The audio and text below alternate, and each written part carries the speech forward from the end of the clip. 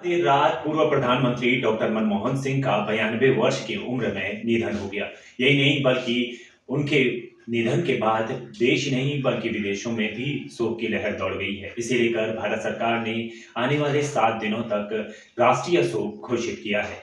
यही नहीं बल्कि विदेशों की मीडिया ने भी इसकी खूब चर्चा की है, क्योंकि पूर्व प्रधानमंत्री एक इतिहासकार ही नहीं बल्कि अर्थशास्त्री के रूप में, गृह मंत्री के रूप में भी उन्होंने फाइनेंस मिनिस्टर के रूप में जो काम किए वो लगातार चर्चाओं का विषय बना है। आइए आपको पूरी रिपोर्ट दिखाते हैं कि किस तरह से पूर्व प्रधानमंत्री डॉक्टर मनमोहन सिंह के लिए उन्हीं के मीडिया सलाहकार ने एक पुस्तक लिखी थी। उस पुस्तक में ऐसा क्या था जो कि पूरे देश में चर्चाओं का विषय बना है। आइए इसी पूरी रिपोर्ट में दिखाते हैं कि किस तरह से डॉक्टर मनमोहन सिंह ने आखिर एक अर्थशास्त्री के रूप में और एक फाइनेंस मिनिस्टर के रूप में और प्रधानमंत्री के रूप में कार्य।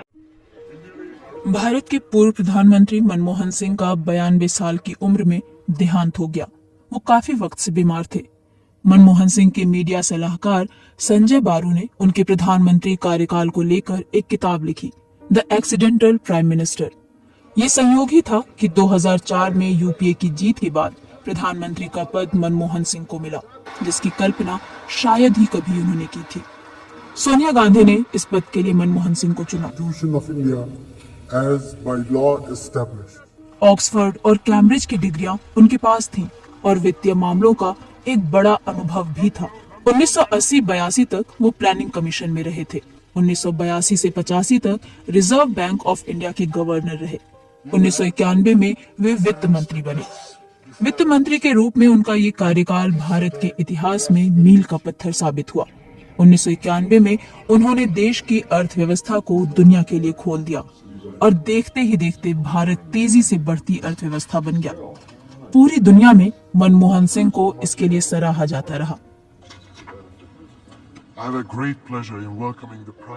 प्रधानमंत्री का पद उन्हें भले ही संयोग से मिला हो, लेकिन उनकी प्रतिभा और अनुभव ने उन्हें वहां तक पहुंचाया जहां वे इस पद के काबिल समझे गए।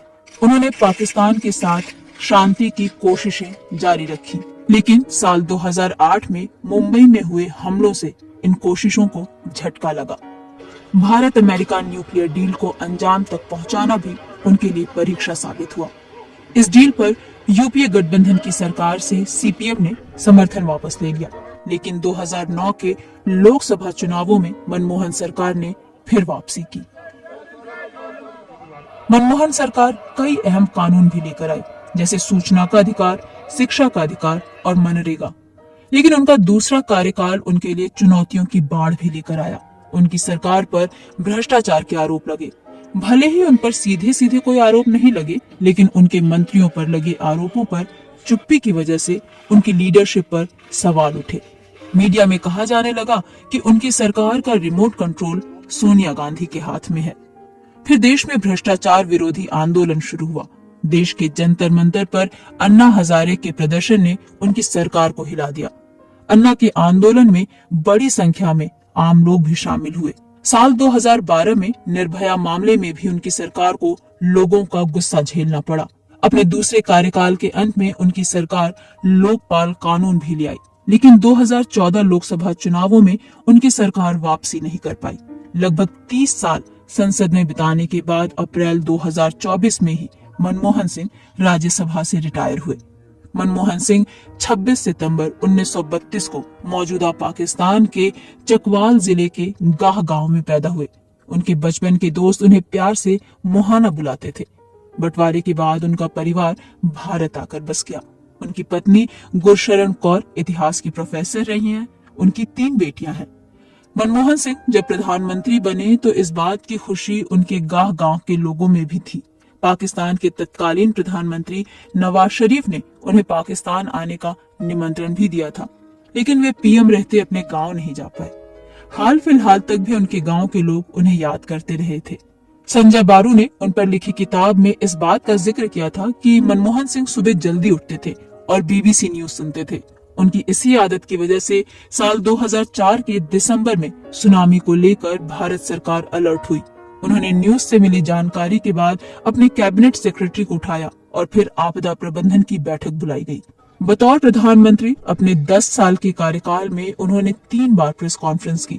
जनवरी 2014 में उनकी आखिरी प्रेस कॉन्फ्रेंस में जब पत्रकारों ने उनकी कमजोर लीडरशिप पर सवाल उठाया तो उन्होंने कहा कि वे खुद को कमजोर नेता नहीं मानते। उन्होंने कहा था, मैं नहीं मानता कि मैं एक कमजोर प्रधानमंत्री रहा हूँ।